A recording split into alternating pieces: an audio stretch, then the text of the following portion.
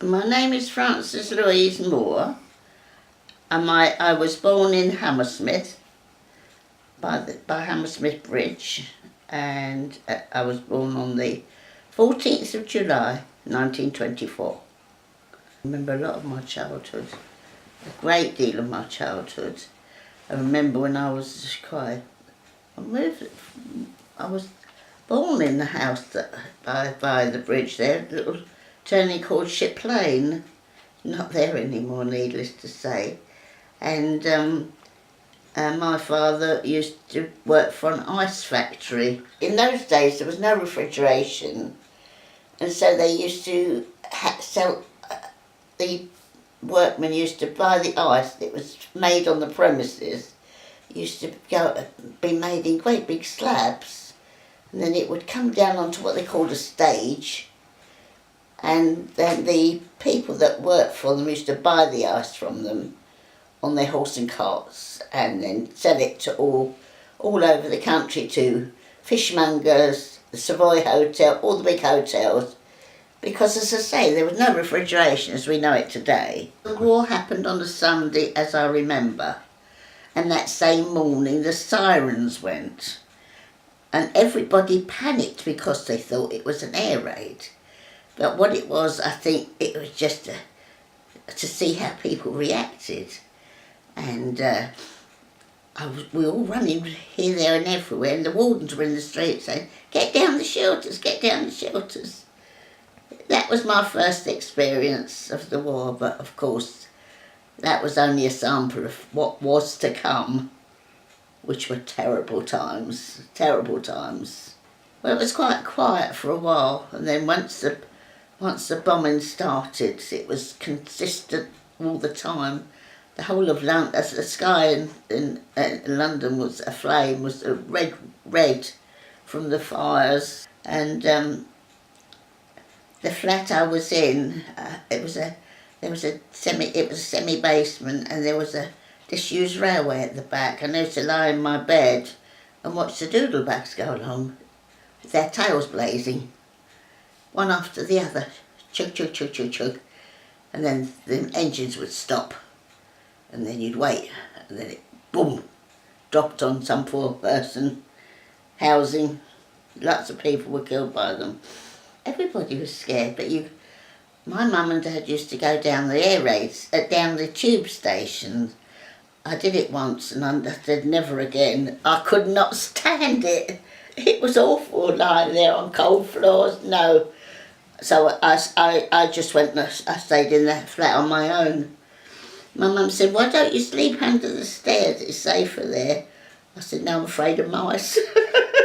When we lived in Shepherd's Bush, first of all, I had an incendiary bomb came through my window onto my bed, but didn't ignite, fortunately. I was very lucky. We'd always have firemen's big hoses all the way along the street, these great big hoses.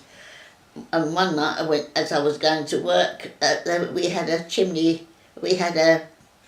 church with a spire, and the top had been knocked off completely, just flattened. My first husband, he used to work in a milk bar. He wanted to go into the Air Force because he always wanted to be a pilot, and I met him there. I was 14, and we started going out with each other. At that time he was 18, and then when he was going into the Air Force, I knew he was going in, and he wanted to be a pilot. By this time I was 16, and we wanted to get married. We did get married. We got married on the 9th of November, which was then Lord Mayor's show day, and he went into the Air Force the following a few weeks later. My husband, Robert Knight Clark, was 23 years old when he was on a reconnaissance flight over Germany, and he was shot down on the 12th of April 1945, and he was 23 years old. When I was pregnant at that time, my other daughter would have been by this time 3.5. because he came home to see me, and he came home on the January. I hadn't seen him for about 2.5 years, and I was in bed when the telegram came. And I was on my own. My mother-in-law, who I was staying with at the time, that was his mother. She was gone somewhere on holiday and I didn't know where she was. And I panicked. When I got this telegram, I didn't know what to do. He had told me that he was hoping to come home. He was going to deliver a plane to England. And he said, expect me when you see me. So every time I went out, I left notes on the back gate so that he'd know I wouldn't be out long. So of course it was a shock. I didn't tell him about the baby. I thought, wait till he comes home and then I'll tell him. I didn't have the baby. On VE Day, everybody was celebrating because they were so happy the war was over. Everybody was singing and dancing everywhere. I was in Trafalgar Square and then I went on to where Buckingham Palace was, and everybody was dancing and cuddling each other, and I've never felt so lonely because I knew my husband wasn't coming back because he was dead. One of my friends lost her husband not long after she got married, and he was in the Air Force, but he wasn't a pilot. She hadn't been married more than about 3 or 4 months when he got killed. What year did you marry your second husband? 51. Sidney Francis Moore. He was in the Tank Corps.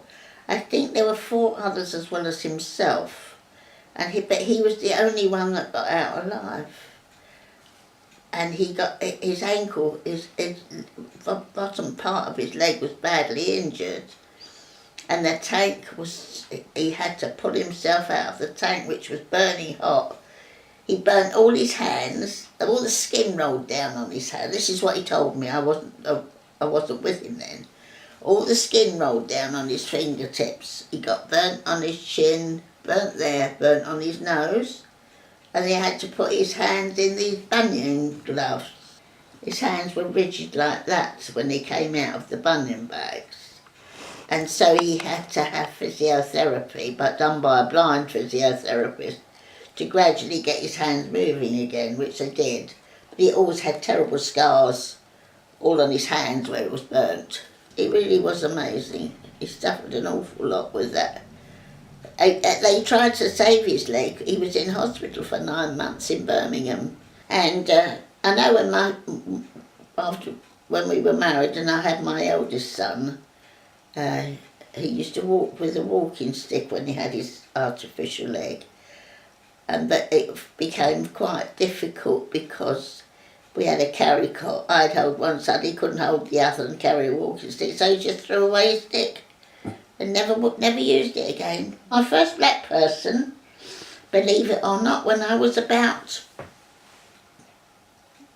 8, in Hammersmith. He was in he must have been a visitor to this country. He was in all his robes. And I know I was with my friend. We'd seen black people on films, but we'd never seen one in the flesh. We both stood there with our mouths open. Just amazing. Amazing. Couldn't take our eyes off him.